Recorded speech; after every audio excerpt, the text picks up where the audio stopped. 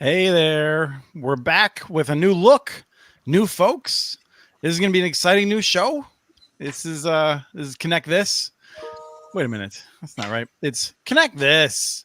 I'm Chris Mitchell with the Institute for Local Self-Reliance, and I found out that when it comes to noticing women's hair, I'm bad at all women, not just my wife. So let's throw Kim up in the main camera here because there's a national press release that went out about Kim McKinley. Welcome to the show. Your new hair. Hello. It's good to be here, and I didn't know it was national news when I got a haircut, but thanks to my partner in crime, Mr. Knight, who is on this screen, he released a press release when I told him I got a haircut yesterday. It was brilliant. If people haven't seen it, I'm guessing it's on LinkedIn, among other places. Brilliant press release.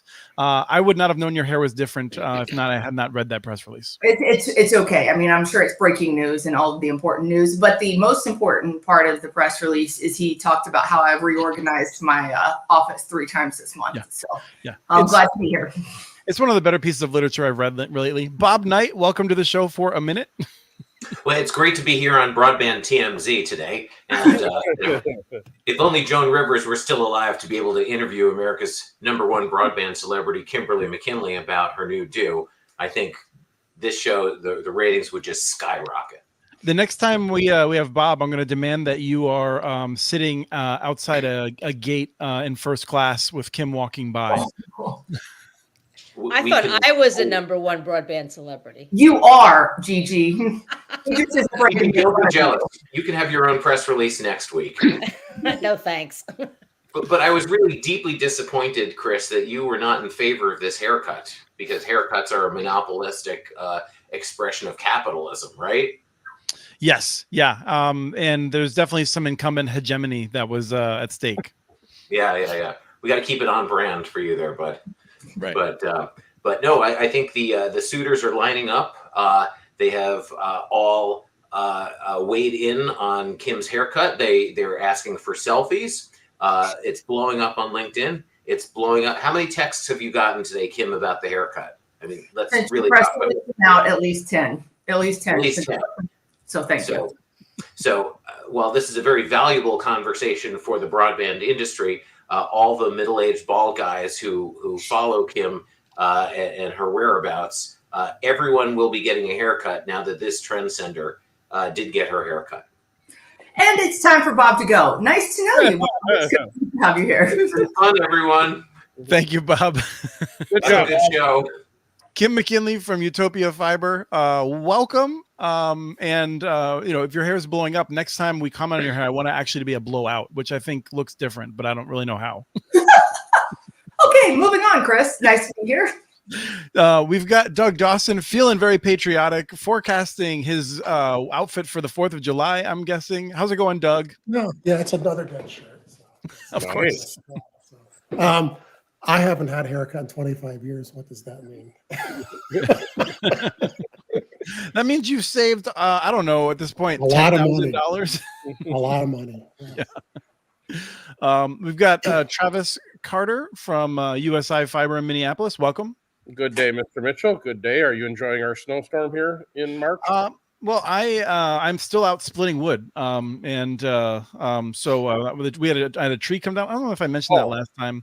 Okay. I just told them to leave it, and once they sectioned it, and so I'm out there with a chainsaw and dealing with it, which I like. So it's that's what I've been focused on. When are you going to do that? I feel this needs to be on video. Oh, it's half done. Doing manual labor. So yeah, I have my son out there with a little splitting wedge. It's a good time. Nice.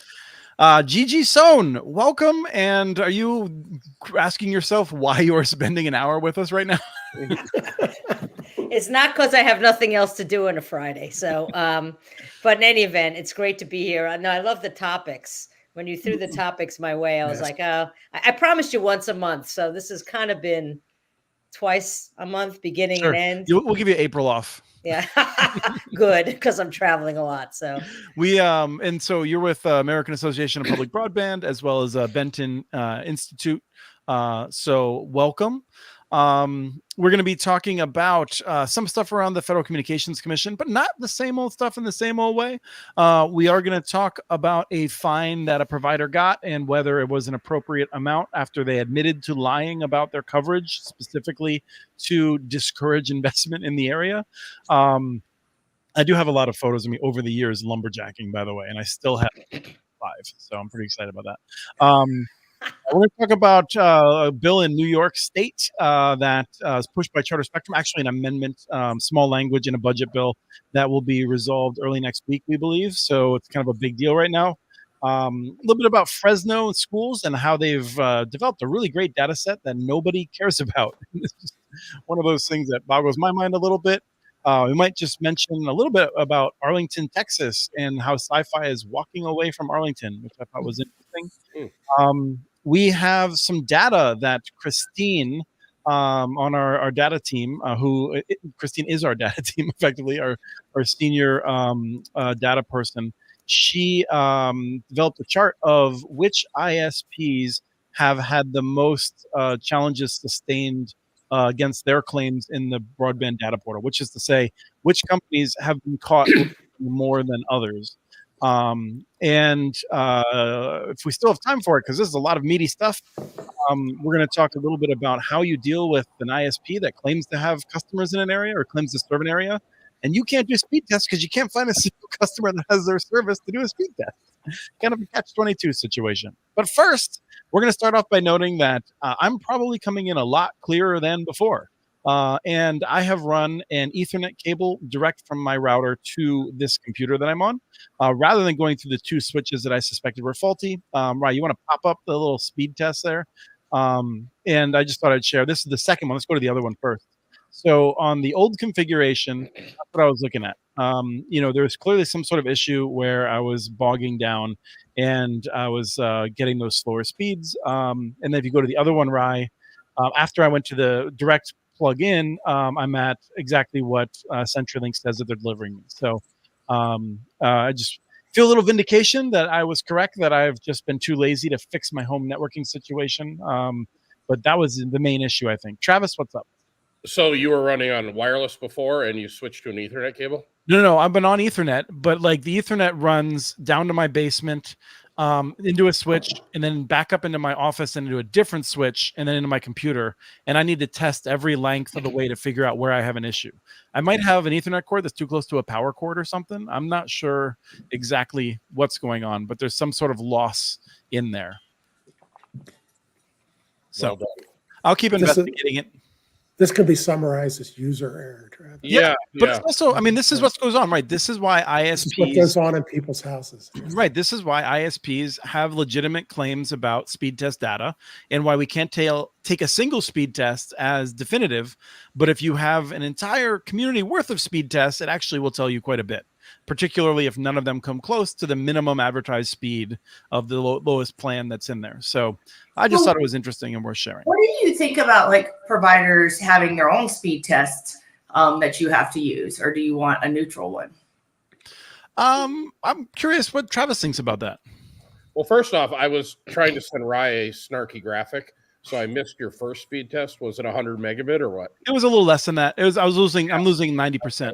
So our LinkedIn user, yeah, you basically have a broken wire in there. So you're running at 100 megabit, and whoever invented the half duplex versus full duplex needs to be taken out back behind the barn and taught a lesson, because okay, so that was the reason. It could be. How long did it take you to fix it? Well, I just ran right now I have a cord running in the hallway, so it's not been bad for years, right? No, I know it's been more recent. So I'm not actually sure that it's I will check each of the cord's integrity. Yeah. The computer claims that it is connecting at a gigabit. So yeah. I don't know, like that's the connection that it is reporting it thinks it has. So this is from an ISP perspective, and Kim probably shares this. You're guilty till proven innocent always. So even though that was an internal issue, certain part of our society would be freaking out at customer service over this. So. Right. And this is where we should have multiple speed tests would be my answer, which is that we want to know what is the on-net speed as well as what is the off-net speed, because I could have an ISP that is wonderful at providing that last mile connection and they could have super congested peering And it doesn't matter to me because I can't get anywhere at the speeds that I'm being advertised and paying for. So I think we need to have different speed tests for different things. Well, in your case, you would need in-home speed test, one from your office down to your. Yeah. Right, and I think I have SNMP for that, but I'm not going to get into that right now. Well, congratulations! Welcome to the modern era with your gigabit fiber now. Yes. Well, the thing is that as we've talked enough about it, I've not had this problem permanently. It was a more recent phenomenon, and off and on. Anyway, so Gigi, you I feel like took the other side of what I came out. So Ars Technica, John Brodkin had a great story about this cable company that admitted that it was lying about where it offered service, specifically to deny the ability of others to build in the area with federal funds. And the FCC mulled it over and said they were going to fine them $10,000. Well, how did you react to that?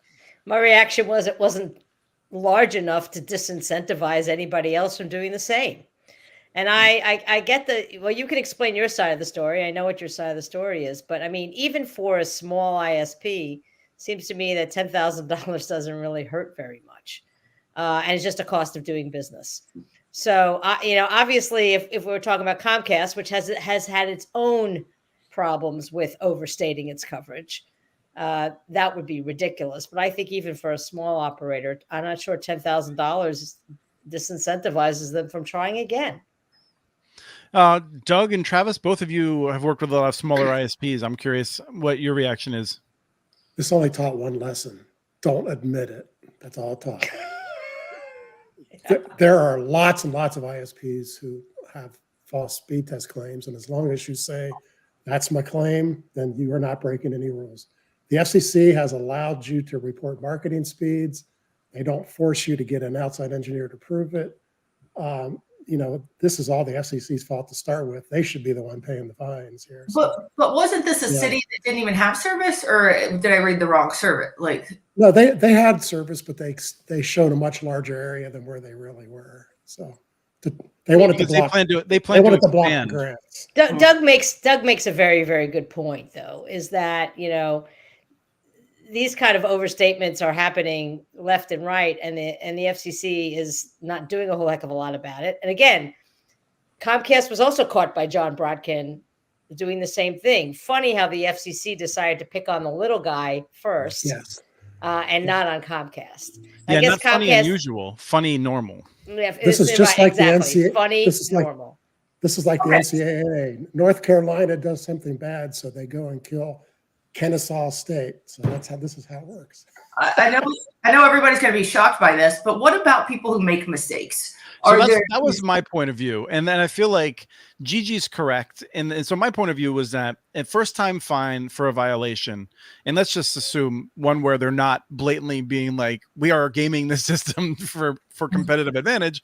But I do feel like there should be a slap on the wrist to start for honest mistakes, or at least plausible honest mistakes, followed by an escalating series of fines that actually do matter.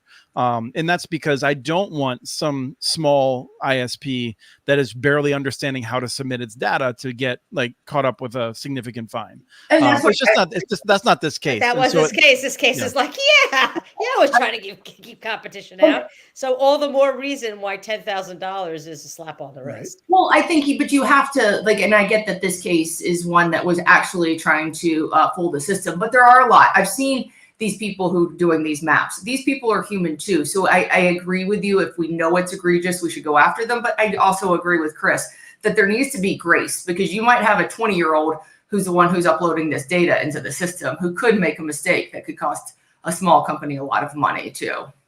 Yeah, we have another issue on today's agenda, which will speak to this more, which is the Mercury broadband one. So. Right. And one of the things that we're about to show this graphic about which companies have had the most claims overturned by the FCC on the broadband data collection. And in the course of working on that, Christine was, I don't know if that's actually related, but at the same time that we learned about this and Christine shared it with me, she also had dug into a place in Texas where AT&T was like, we have gigabit service. And then she looked on AT&T's website and they were like, we don't have gigabit service. So, like those are the sorts of things where like that is, there's no penalty for them doing it. So of course they're going to do it. And that's the part that just drives me nuts, is that then the FCC says, oh, well, like we allow the public to fix these errors, which they don't, because it's only like nonprofit and government entities that can even submit challenges half the time. It's really awful. But before we go into that, I want to ask Travis, $10,000. You're a smaller ISP than you were, Travis. Think back to 10 years ago.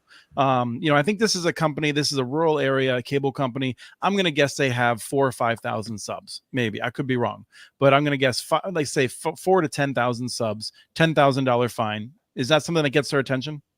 And it keeps out government money from overbuilding me? Yeah. Where do I send the check? Yeah. Okay. So, we all agree I'm wrong. Well, I mean, no, it's like, first off, Travis is who's actually reporting correctly. I bet that's less than 10%. That's just my. Do you think you're reporting correctly, Travis? We sure try. But the problem with addresses are, if you've ever worked with addresses, they're really difficult to work with. So, I mean, I would admit there's probably a few hundred homes that we are miscategorizing because they're right on the edge. And maybe it's like 13th Avenue instead of 13th Street. But if the FCC wants to, if I could keep out everybody for 10 grand, shoot, I'll send you that every week. No problem. And I think it goes back to, that's a fundamental problem of how you are really trying to figure out these maps, because I agree. These maps and these names, like here in Utah, I live on like C Street, right? But it also has 200 South. Yeah. So it has two addresses. Which one is in the database that you go? You're doing your best, but there is malicious activity, and you don't want to give everybody like a free ride, but you also have to give grace. It's a lot more complex than I think a lot of people really understand these mapping issues. And I don't think, but I agree. I think it's less than 10% that have no errors. So, and look, let me just say that, yes, obviously if the errors are minor, if they're oversight, and that's one thing. But I'm recalling, what was this, about 5-6 years ago, when US Cellular took a car around to see whether T-Mobile was telling the truth about its coverage. And it was just like flat out lying everywhere. Right. The state of Vermont did that as well. Yeah. And IJ Pi was like, well, that's too bad. Let's cancel an auction rather than punishing anyone. Right. So what was T-Mobile's consequences? Yeah. Oh, I agree with you, Gigi. Yeah. I agree with you. I'm just like seeing the other side a little bit, but I'm not saying that there aren't people who are egregiously taking advantage of the system. Well, I think we're agreeing. There is massive overstatement of speeds right now. It's on an epic scale. Let's go to this graphic. Everything from Minnesota to Texas and between the two sets of mountains are completely screwed up with overreporting. So almost universally. Real quick final point, Chris, just to put it in financial perspective, it costs more than $10,000 to report this to the FCC. Right. In labor and lost productivity, right? Sure. This is a chart that shows upheld challenges. So if you, for instance, the biggest offender in this is TDS, which includes US Cellular, and they have 560,000 challenges, in which that means that each one of those is a place where someone or some entity submitted data showing that they were incorrect in characterizing the service that they had available. So it's pretty significant. I was surprised SpaceX is there. So there's there's more than a 250,000 of places where people have said that they can't actually get the service from SpaceX. I don't know if that's a waiting list that they're on. I mean, I think I'm curious about this issue of waiting lists, particularly because for years now, so many Republicans have been saying we don't need to invest in broadband because wireless and satellite is going to save everyone. This is the reality we've been talking about. But we see it's a lot of wireless companies that are in this. So I don't know if there's anything surprising in here. I will go to Doug first that you're seeing. Yeah, it's the wireless is the big problem completely. Yeah. I mean, Gigi had mentioned Comcast. Every place I look, Comcast is not bad.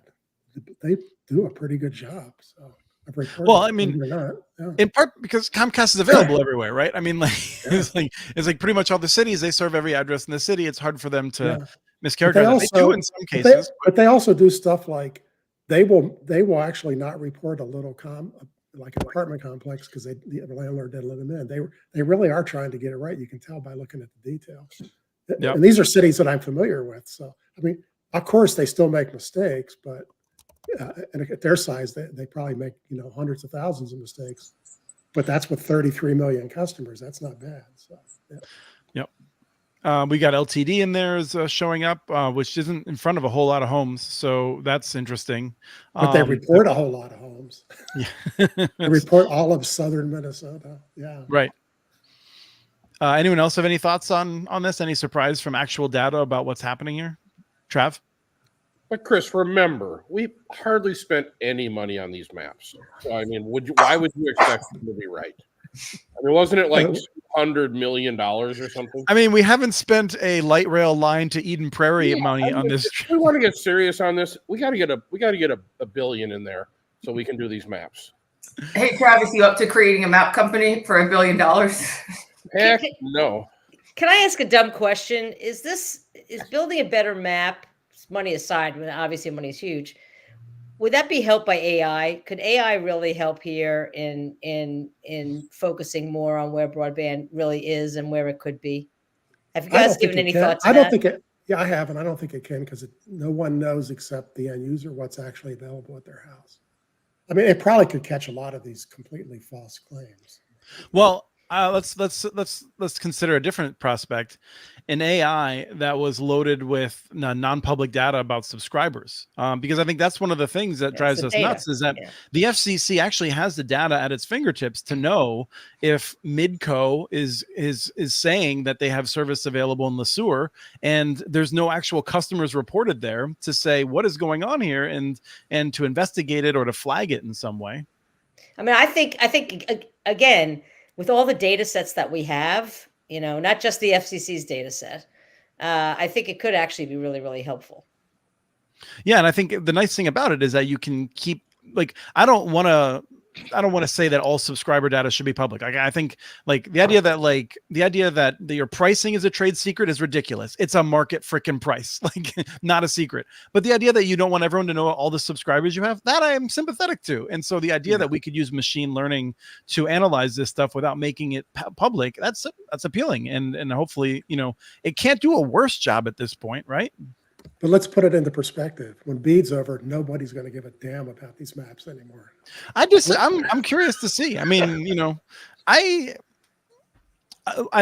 question is right now we have a problem with a whole bunch of homes that are not served. And we have a problem with a whole lot of people. I always think of this as like Eastern North Carolina, where it says they got gigabit, but it doesn't work. And, and so I think that we're going to spend all this money and we're still going to have millions of people saying, I don't have service that I need. I completely agree. Yeah.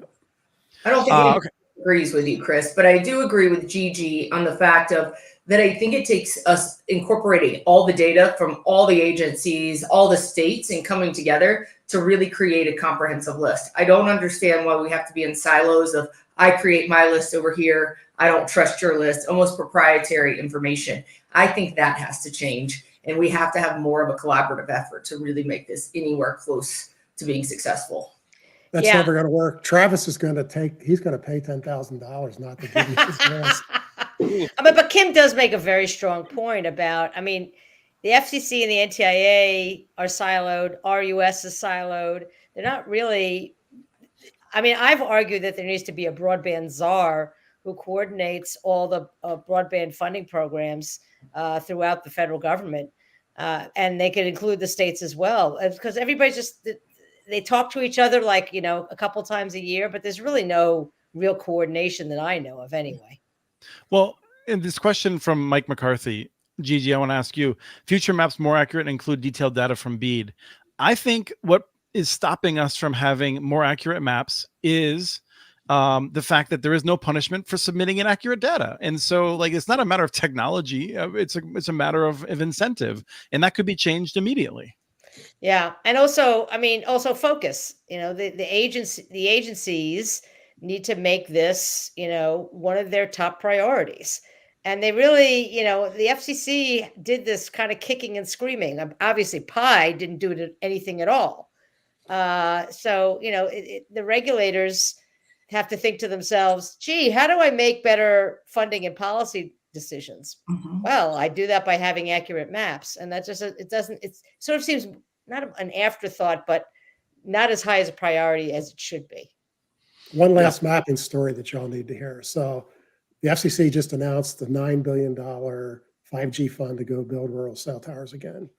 And so they've also been collecting cellular speed tests, which tried to correct the stuff that T-Mobile and Verizon lied about so bad the last time. I've been looking through that. In Western North Carolina, where I live, they show almost universally good cellular coverage still on those maps. And you can't go 3 miles from my house and get a cell phone signal. I mean, these maps are still completely lies. They're just completely dreadful, and there's no truth in them whatsoever. And that fund is still not going to work. I mean, they're showing Western North Carolina doesn't need any cell towers in the database. If I go a quarter mile south, I can't play Pokemon Go in St. Paul. This is like we would all like to get together and not have you do that at all, but we can't help that. So my wife and I are building a house near Boone, so maybe we can come visit you, Doug. But there's between here and Boone, there's no cell coverage. Tell me about it. I mean, zero. Yes. Yeah. So, yeah. And by the way, come on down. You bet. One last piece about maps, and this comes from a story I saw in Michigan, but we run into it actually in Le Sueur here in Minnesota as well, which is, what do you do when you have a situation where a company says we provide service to these homes, and the appropriate way to challenge them and to say no they don't is to do speed tests when you can't find a single person using that service? And it's not just there. I just was in another state where one of these very large wireless guys claimed a third of a county, and the county bought the Ookla speed test for the whole last year, right? So all the tests for all the ISPs, that area, they had one test in the whole last year. One. It's like, and so how do you challenge that? And so we put a challenge in to say they don't exist, but that's not on the NTIA's list of reasons that you can challenge. Right. They go because they have the license spectrum. So they're going, we have a license and we can deliver, but they're not selling it, obviously. So yeah, it's ridiculous. Can you order the service and then test it, or is this not even available to order? The few people we found that tried to order, they came out and said, "Oh, it's not going to work at your house." But we only found like 3 of those in the whole county. I mean, no one ever heard of their name before. Yep. So, yeah. It's just, I mean, this comes back to something where, I'll poke Gigi on this, because Gigi, you've given a lot of thought to defending the FCC. We've been deeply concerned that the FCC would be defunded, and that would be a bad thing, to be clear. And at the same time, like, I don't know, is it too much to ask of an expert agency that they consider things like that, and that they consider things like this issue that no government seems to have wrapped its head around, which is that you have wireless companies that can provide a high quality service. And I mean, mobile wireless companies that can provide a high quality service to 10 customers, but they can't do it to 100, but they still block the whole area off. Oh, trust me, I'm more than happy to continue to criticize the FCC. Obviously, when I worked for them, it was a different story.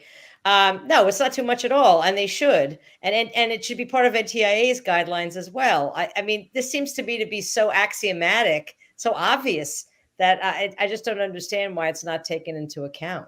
I really don't. This is not the FCC's issue in this particular case. This is NTIA. They put out the guidelines on how the states do the speed test, and the guidelines are ridiculous. Well, I think it's also FCC could do something about it too. It's the FCC's fault that the maps are bad to start with. So they both have a very large role here. But the NTIA is allowing these wireless guys to get away with this exact situation. So Can I ask a question about the $9 billion for rural 5G? A, do you guys think that's an awful lot of money? It's not nearly enough. It's not nearly enough. Okay. And no. B, I'd love to see that money go to the ACP instead. I know it by law you can't use USF money for ACP, but the FCC could say, "Oh, we have this great infusion of Universal Service Fund money, and we're going to double or triple what we give to Lifeline." You know, I work in rural counties, and I actually have more people who say that bad cellular service is a bigger problem than bad broadband. 30 to 40% of people in every county I study don't have any cellular at their house. And so this is a really large problem to not have cell coverage.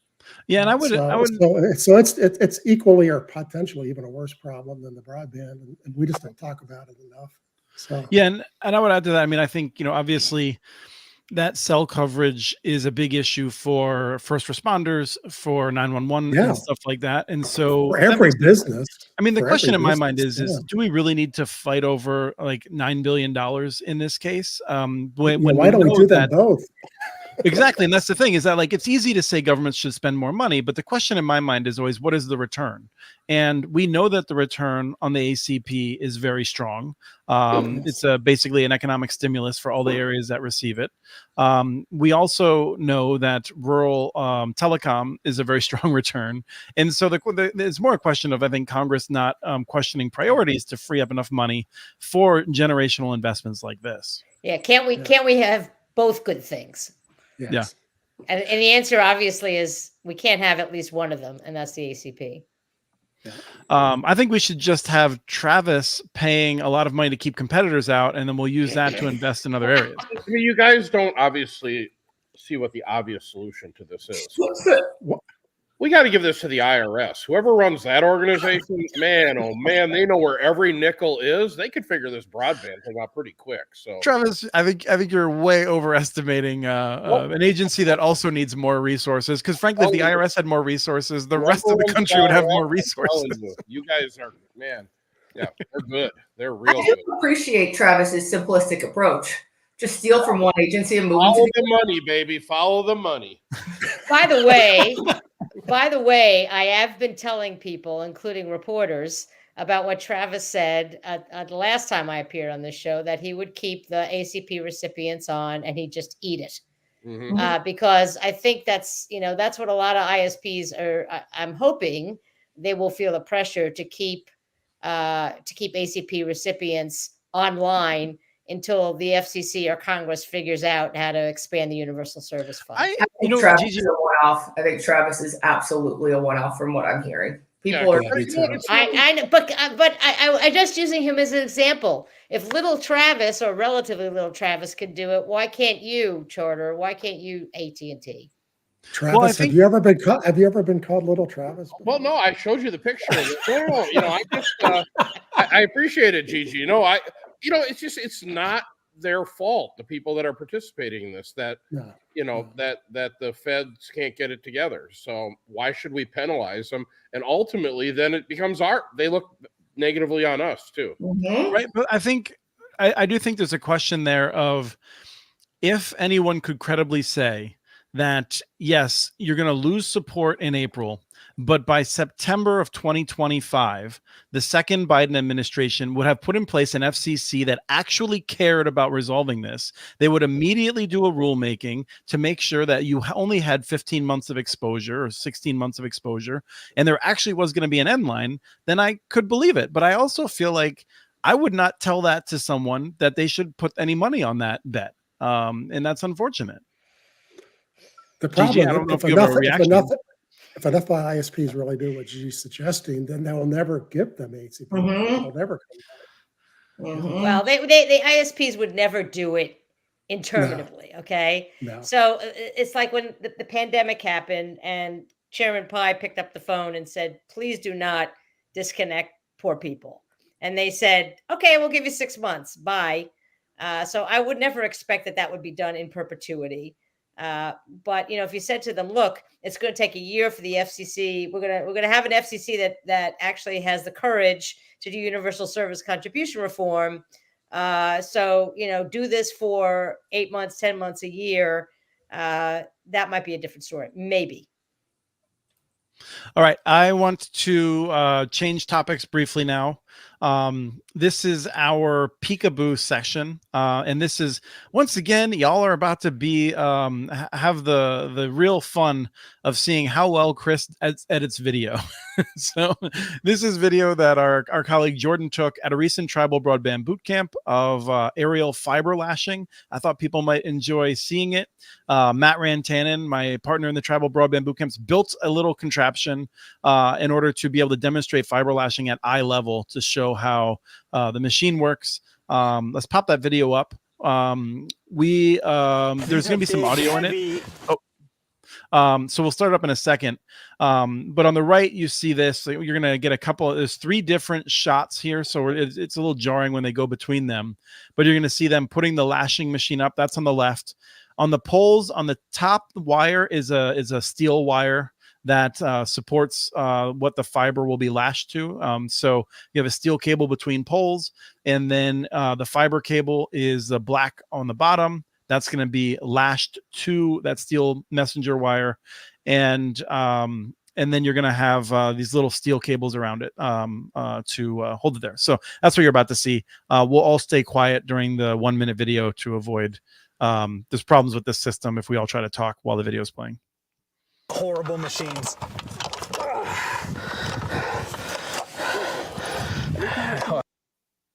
Is the sucker that day has to go and take the rope and drag it, and you're going through bushes and you're jumping over people's fences in their backyard.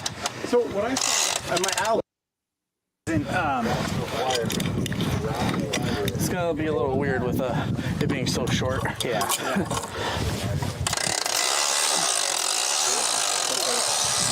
Because now that's it. So it's really short. So we're gonna hand do it. So that's lashing. They have that machine. It runs from pole to pole, and it secures the fiber to the cable. I thought it was kind of cool. And the microphone really picked up someone's breathing. I was trying to figure out who it was, but I couldn't figure that out. It might have been you if you were a lumberjack at the time. So a couple observations, Chris. As usual, I don't see you working. Secondarily, Travis, I edited out. I was asking questions and annoying people, so I was doing what I often do. And how many users did that little network of yours service then? So we put 1,700 feet of fiber in the ground, but we just used that brief aerial run for demonstration purpose. So we and the only thing we actually funded, or is that no, but we did claim the entire county for offering service. Okay, I want to make sure you did now with that run, because you do service the whole county. Okay, well done. Yeah, so I mean, it was like one of those fun things. Travis, I bet you don't even have one of those. You're not on a single pole. Nope. That's if you can build a fiber network on an aerial, that's like cheating. How cheap it is and how fast you deploy. So if you can do it, do it. Yeah. Kim or Doug, any other thoughts? Any cool trivia about that process? No, but it works great. I mean, that's exactly how it works. Yeah. Well, until you hit a loop or a junction box, or it's a big job if you're doing it. You're up in a bucket truck. It's heavy. I mean, it's a lot of work. I don't mean to. Well, the way that they do it in Connect Anza, and that was Connect Anza Electric Co-op, one of 2 in California, both electric co-ops doing fiber. And the way they do it is they actually pull it from the ground. So they run that rope down and pull it from the ground. But he was saying he literally said the sucker, like every day there's a different person. They have to walk through bushes. They don't have swamps there, but if you're doing it in South Carolina, you're probably walking through swamps. Like it's not pretty. Well, if you go look at an aerial network, I mean, a lot of people don't pay attention to it, but just visualize that going from pole to pole. It's not as easy as it looks there. Right. And the poles are just decimated in a lot of parts of this country. That is not even possible. Like you got dogs chasing you. It's no fun. Let's put it that way. But I think Kim, you're saying like the pole's just degraded and not able to even support it. When I was at Connected America a couple weeks ago, I just kind of drove around, and some of the poles in the surrounding areas just looked like they were about to fall down on a good day. So there's no way you could attach to it, even if you wanted to. And I think that, like, yes, I agree with Travis. If you can get on poles, get on poles. But how much chaos and how much crap are you going to have to deal with to get onto those poles? And sometimes it's not even worth it, even though the cost savings, just because of the time savings to build the network. Well, and then you have annual rent too, or monthly rent, right? Depending, Kim, yeah. are you on any polls, Kim? We are. We are. And I mean, there's times that we have to, if we can't get a permit in time, that we'll just go down the pole, do like a block of underground, and then go back up the pole if there's one that's kind of limiting our build. But I've seen that you have an area of 1,000 homes that could be delayed for making them available for people to sign up because of one pole. And that's just not feasible long term. Well, so we got a comment about also being prone to squirrels, squirrels and other critters.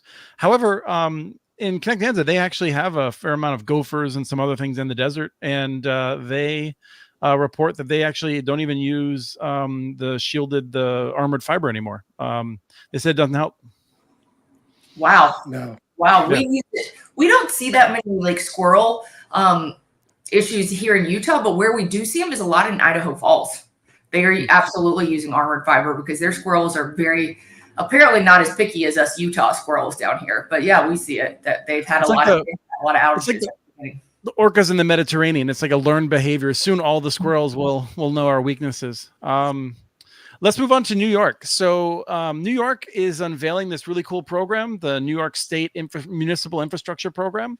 It came after a pilot program in which numerous municipalities, many of them quite small, built out fiber networks to hundreds of customers, in some cases a few thousand customers.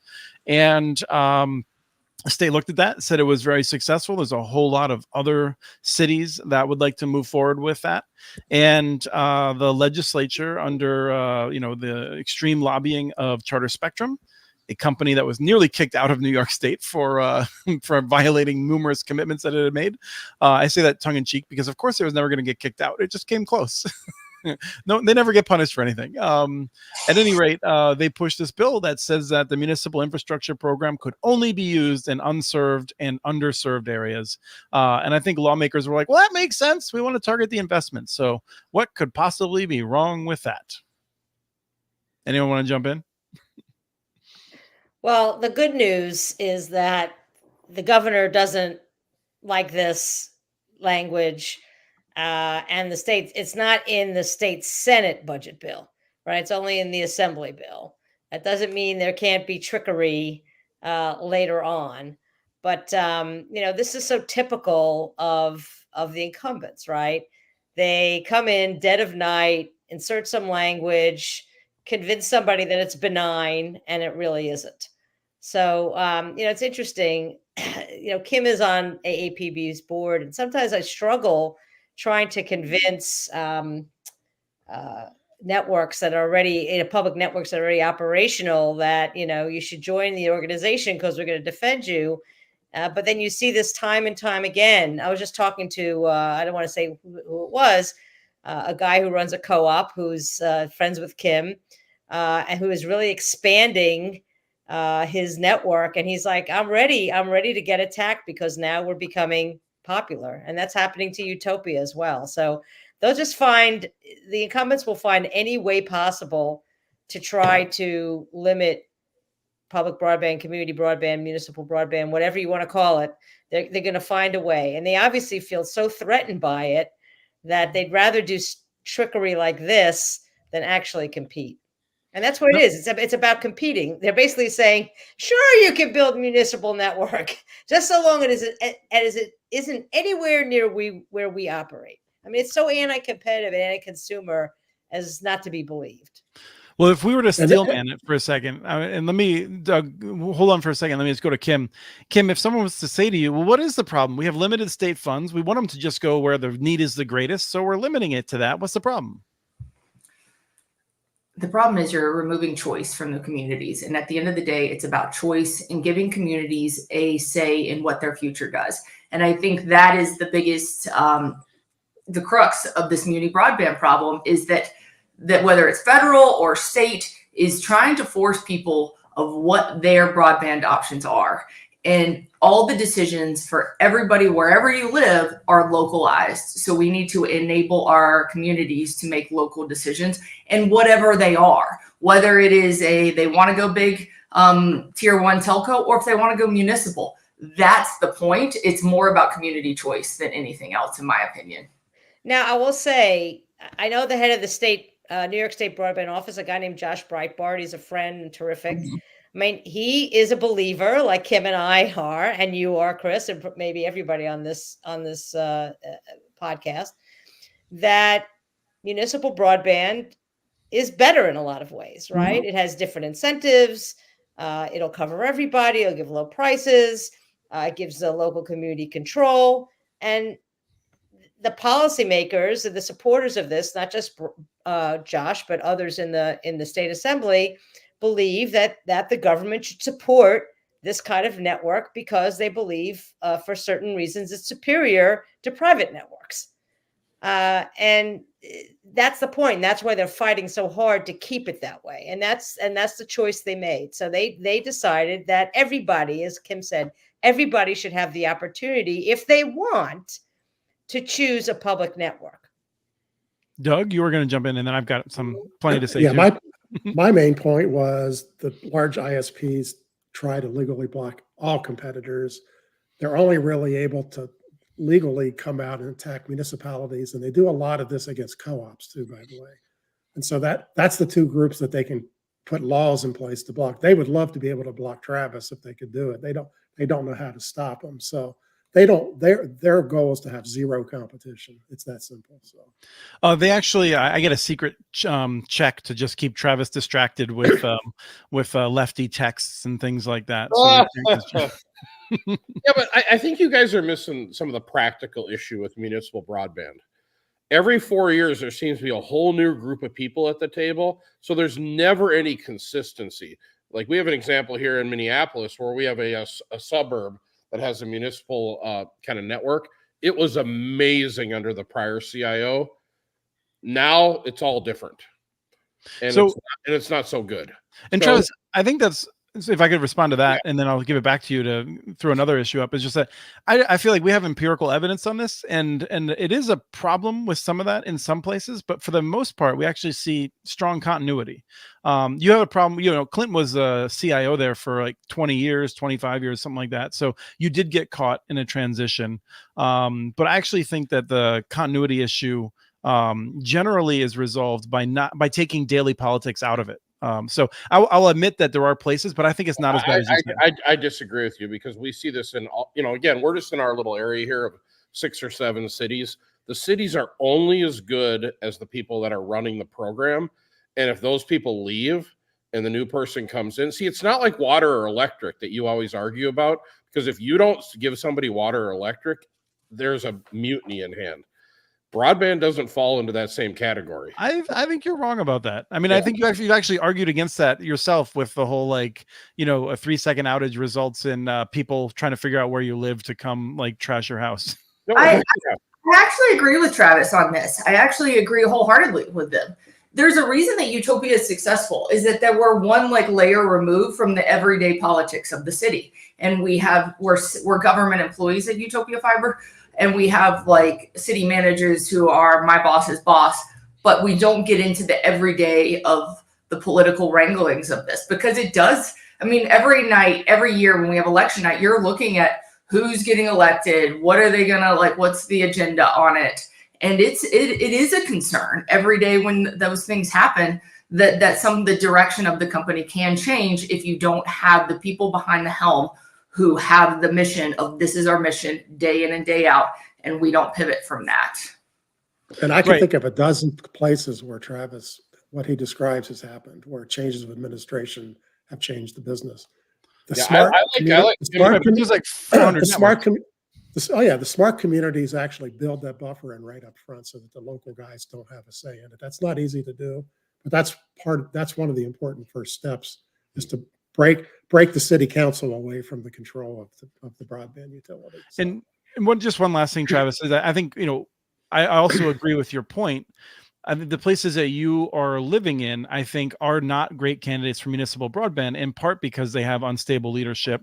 They probably have people engaging at like a 20% like voting rate. People don't know who their elected officials are. They don't take them seriously. And so I think that's not a great place. Some of the places that have run these networks successfully, are places where they have the same mayor for 20 years in a row. They have the stability and that sort of a thing. And it's often smaller towns that are not in major metro areas. But there's a selection bias in a community, in a place of 330 million. I don't want to paint with too broad of a brush. But Travis, let me throw the mic back at you. Yeah. No. And again, this is not a unique problem with, government or run networks. This is a problem with networks in general. So I don't want to just, you'll have a very highly functional network running, and the principals leave and they bring in new people, and the thing tanks. So again, I'm not picking on that. I just think with government, the problem is you have this every 4 years, you have an opportunity. So if they were structured the way Kim's structured, where it's like, here's like a 20-year mandate that it operates under, then they can actually be highly successful. But I think this is the same with private businesses as well. And there's a ton of examples of the venture capitalists coming in and ruining ISPs. So again, it's not a government only problem. It's a kind of a business 101 problem. But I want to come back to New York. Kim, did you want to say something before I do that? Well, I was just going to say, and it's these guys who are politicians, there's so many meetings that happen after election at Team Utopia because these politicians think they know the back end and what's best for the company, but they have no idea why the decisions were made, why we're in this position. It's not that we're idiots, it's that there's a story. So I always say, ask the questions before assuming, because there might be decisions that were made because we had to make them at that time, and that you can't reverse those decisions. So it's a very interesting conversation, but go ahead, Chris. Yeah. And so a number of things. One is Travis is also right in just in that. I do feel like these things should be run more like a utility, where if it's run by the public, it should be insulated from day-to-day business operations, just like the water and electric utilities are typically governed by an independent board with rotating opportunities, so that even if people are all up in arms about something, you can't change the board immediately overnight. There are good practices for that. But when New York, I want to be clear about something that drives me nuts, is that Charter Spectrum and others spent decades making sure that we do not have accurate data on where we have unserved and underserved people. Right.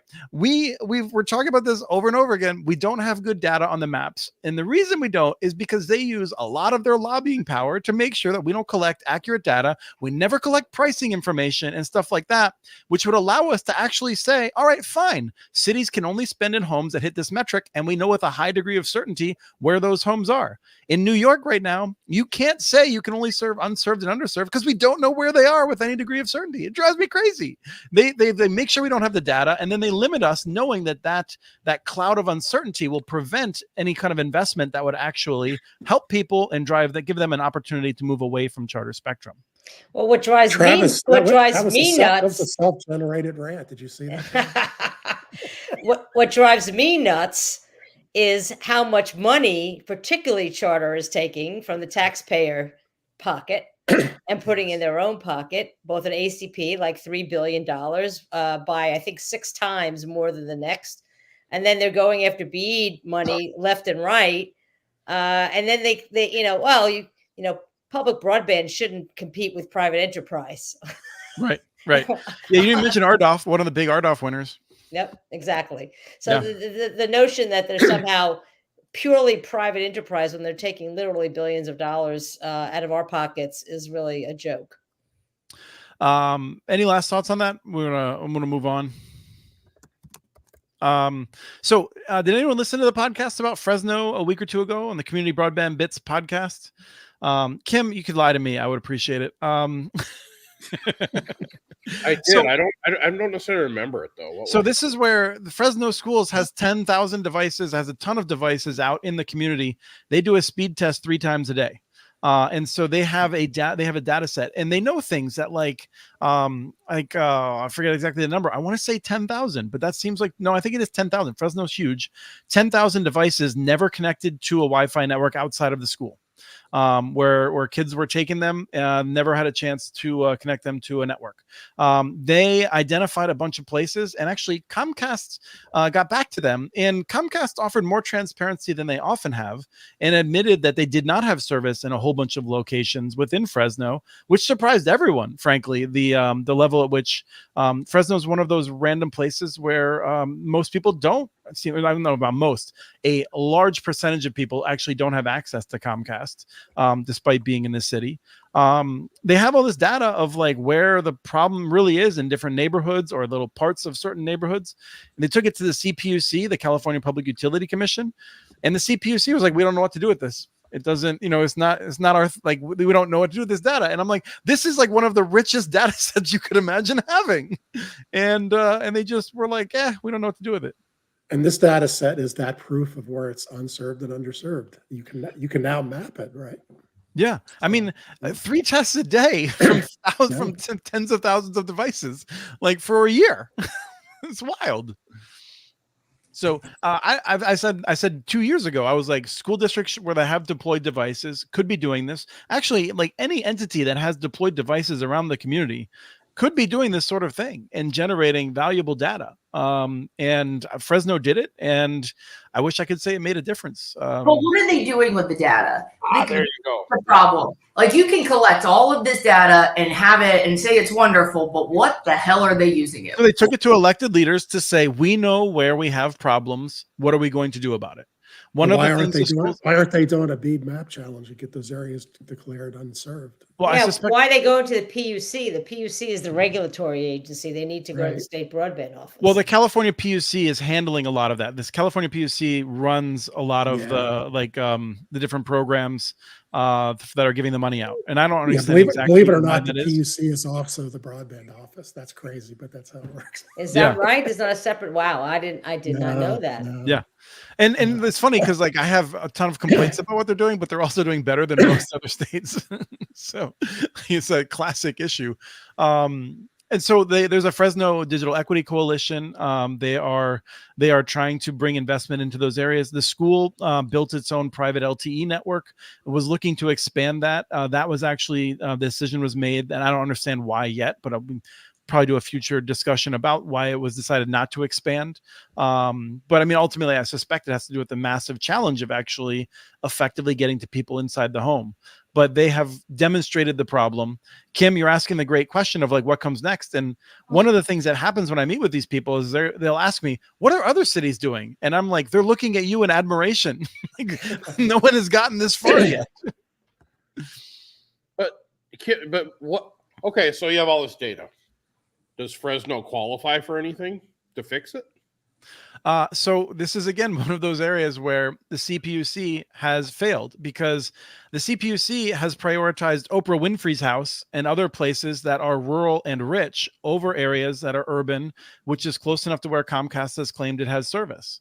I don't know exactly what's happening where Comcast has admitted they don't have service, but I suspect that AT&T or Verizon, whichever one is present in Fresno, probably claims that they're offering some level of service there that then blocks them. This gets to the issue of you have these areas in which the school data will show nobody is connected in these areas, and Comcast or AT&T will say, we got network. What's the problem? And it's more complicated than this. The state went through a 2-year painful process, and they pre-assigned these grant dollars to various counties and towns. And now you can't come in with data set and go, oh, you screwed us. We have a lot more. If they try to reallocate those dollars, every single county in the state gets involved again. So the politics of the grant money is very, very complex there. I mean, they should have, if they would have given this data 2 years ago, they might have actually made a difference with it. So. Possibly. Yeah. The other thing is that in California, it's interesting is originally they were going to build the 10,000 middle mile investment, 10,000 miles of middle mile. And then they realized they didn't have enough money for that.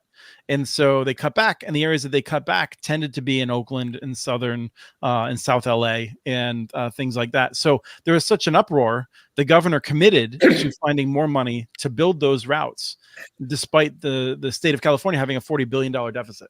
And that's a big deal. So like there's a situation where people being organized and pushing the right buttons has resulted in an important change. But you also see the magnitude of the issue. And that's where I would say Travis has a different point that he hasn't made, which is that like when a state or a city has a massive sudden deficit, cuts got to come from somewhere. And that can be an issue. Thank you, Chris.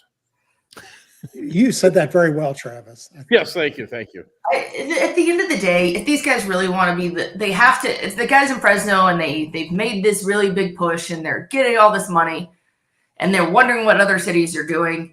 They have to forge their own pathway in this, and they have to be an example, because we need those in this country to change this country. And it's not there's somebody has to be the pioneer. Utopia was a lot of pioneers in our spirit. And there's going to be pioneers in this spirit, this area, and they have to keep pushing through all of this to show people it's worth it.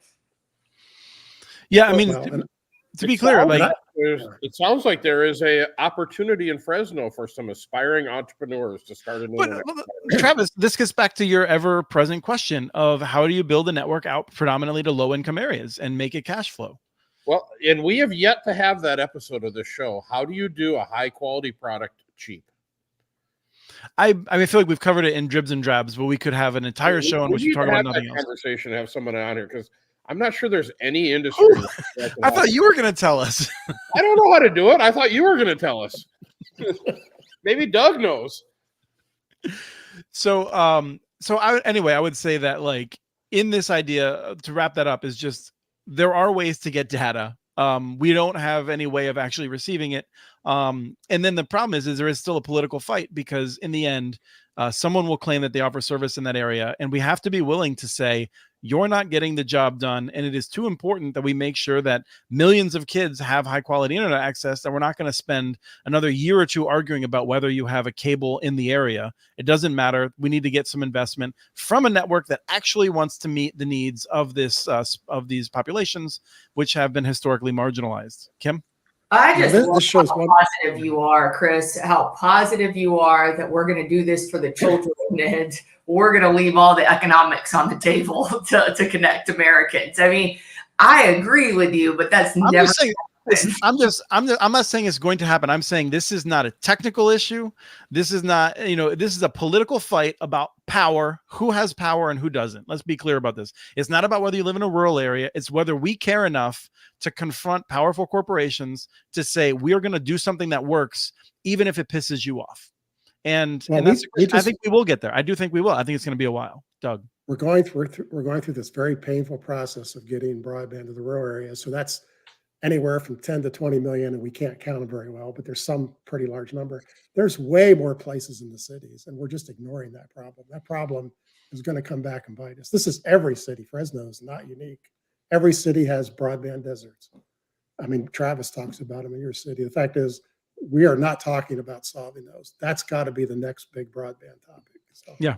So, we started talking about lack of FCC enforcement of maps. And I think, I'll be very curious to see how they enforce the digital discrimination rules, because that could be the way that we start to level the playing field in urban areas. Unfortunately, the FCC's rules don't allow for a formal complaint process. So what would happen is, if you believe that there is discrimination going on in your urban community, you have to file what they call an informal complaint, which goes straight to the ISP, and then they'll say, "Oh, no. Now the FCC's Enforcement Bureau could, if they wanted to, pick up a particularly egregious case, and there have been a number of egregious cases that have already been documented, and really bring the hammer down on this." Now, the rules are being challenged in court. In fact, I don't consider this FCC to be particularly bold or visionary, but everything they do that is even mildly pro-consumer is being challenged by the right in court. So I think, unfortunately, the agency's wings, all agencies' wings, may be clipped if things continue in the Supreme Court and some of the courts of appeals that we've seen in the last couple of years. So I worry about that. That's not a reason for an agency not to be bold. And I use the FTC as an example of an agency that's willing to lose uh, willing to lose to try to push the envelope on consumer protection and antitrust. I'd like to see the FCC be a little bit more bold. I seem to remember a time in 2015 when it was a little bit more bold, took a chance on something that was not a home run around overturning barriers in North Carolina and Tennessee. And yeah, really good things happened, even though the FCC ultimately lost in the Fifth Circuit or Sixth Circuit, I think. But I do want to say that I don't have a lot of faith that the FCC's approach will do much, because I think that an ISP challenge, a large ISP in particular, challenge in front of the FCC can say, we have higher deployment costs because of security concerns. We have higher collection costs. We have less revenue, and therefore we have a legitimate thing. I'm curious to see what happens at the local level and the state level, where they might be a little bit more willing to investigate and that sort of a thing. And also, that's where I do think this is where government is extremely bad, differentiating between a massive company like Comcast or AT&T and a smaller company that does have different concerns about building out in certain areas and return needs. Well, let's be clear. The law carved out economic and technological feasibility. Right. So, I mean, it's not entirely, you can't really blame that on the FCC. And I was actually asked by the White House what I thought about that. And I said, well, that's a loophole you could drive a truck through. But, I think they decided it would be better in the law than not in the law. And I probably agree with that assessment, although that is very, very problematic.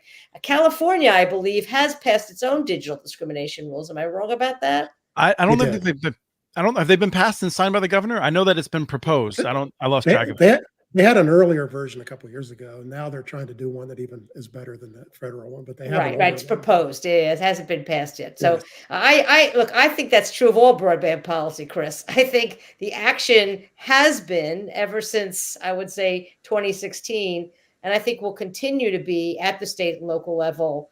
And the feds are not as relevant. I hate to say it. Obviously NTIA is very relevant because it's the money bags.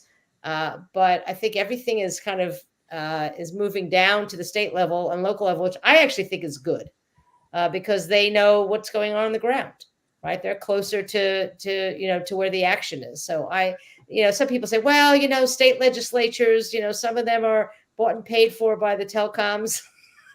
I think I'm an example of how the federal Congress is also bought and paid for by the telecoms. So I don't think you can singularly blame the state folks for that. And I think at the local level, it's better, right? And the thing that I always come back to is at the local level, when they get it wrong, there's a better chance they're going to fix it later. Right. And there's no reason to think that the states will get better unless we actually trust them to do some things. And they need to get better at it. We need to, force them to do some things. Well, and I also want to just throw a last thing in here. Broadband is really not that partisan an issue at the local level. I mean, I'm working with some cities and red states who want to solve this poor neighborhood problem. They don't really care. They know that for their local economics, it has to be fixed. Travis? Another idea for a show, Mr. Mitchell, Broadband Civics 101. I think, what does that mean? Well, just who are all these agencies? Who's got all this money? I mean, I can't keep up with this. Since Gigi's come around, boy, we have all these new terms that I've never heard before. So where the hell is all this money at and who uses it? I spent 16 years learning this stuff. What you have to let me know, because when Gigi's talking, it makes sense to me. I'd love to see the flow chart here of where the dollar comes in the top and then how it all goes down to the bottom. And again, my challenge is still open. I think we should give Kim McKinley $100 million out of BEAD and see if she does more good than all the other 20 trillion after that. So I think she could. Yeah, I mean, this is something we've talked about before, which I feel like it seems impossible, but I don't know. Some of the programs we've seen since the pandemic, I think have shown more creativity from government than I might have thought possible. But I do think, and Gigi, I don't think you were on any of the shows where we've talked about this before, We'd really like to see a program where there's like a sort of a small amount that would be available to ISPs. Those who hit marks would be able to get more and more over time and draw that down. And it would have less rules up front and sort of just more like of proof of delivery in order to escalate the amounts, basically. I like that. All right. Yep. Okay, Juan has a question, and we're about to run out of time. This question about Comcast overbuilding another cable provider. Yes, I have heard of this. I'm sure, Doug, you've heard of it. I mean, even Charter and Comcast, they overlap in like 1 or 2% of their territory. In fact, some mergers sometimes have a requirement that they overbuild others. Yeah, that's the only places they've ever done it. Yeah. Well, I mean, it depends. Like, I mean, I think there's some places like in Arizona where you have rapidly growing large areas where they might see some value. I mean, but it's not common. Absolutely not common. So, okay, no comments on that. Also, if I was Comcast Media, yeah, but aren't you seeing it with Gigapower though? Because they're overbuilding the incumbent. AT&T, the telcos have always tried to overbuild the cable cos and back and forth, more or less. I mean, there's some gamesmanship, but it's really the cable companies that have really made sure they avoided each other. But, you know, I don't know. Does Comcast really respect Mediacom? Like, I think the only reason they don't build in Mediacom areas is because Mediacom tends to be in smaller towns that Comcast doesn't want to be in. I have to think that Comcast would crush Mediacom wherever they went head to head. Yeah, but isn't there issues with the franchise agreements? No. Not since 1992. No, they can. No, aren't you required to build everywhere? No. Well, so half of the states have adopted statewide franchising. Some states still have some kind of build-out requirements. So that is true, and that can be an issue. But what I was responding to is in 1992, we got rid of exclusive franchises. Okay. So there is no more. No, I get that. But if you come in and you apply for a new franchise, they want you to build out the whole area. In Minnesota, we still have local franchising that can have teeth like that. But half the states have local franchising. I think most of those local franchises may not even have the kind of teeth that we do. But it begs the big question, Mr. Mitchell. What happened during the Woodrow Wilson administration with this? That's always our model, right? You always forget. I hated Woodrow Wilson, but you always bring him up about how great it was. So, you know. He's the only one you remember. Also, franchises are just about video service, and they're more or less irrelevant now. So I think that Travis just like say Woodrow Wilson once every connection. Hold on. When I get him wound up over chicken wings, he always brings up the Wilson administration and how great it was paying 90% taxes. Yeah. We have to go back now. We have to go to YouTube because I think this might be like the 9th or 10th episode in a row where Woodrow Wilson's name. Oh, yeah. He's our man. Like, you know, I've spoken about Woodrow Wilson on this podcast more than all the other podcasts combined in the past. Why? In the history of all podcasts, yes, you're right.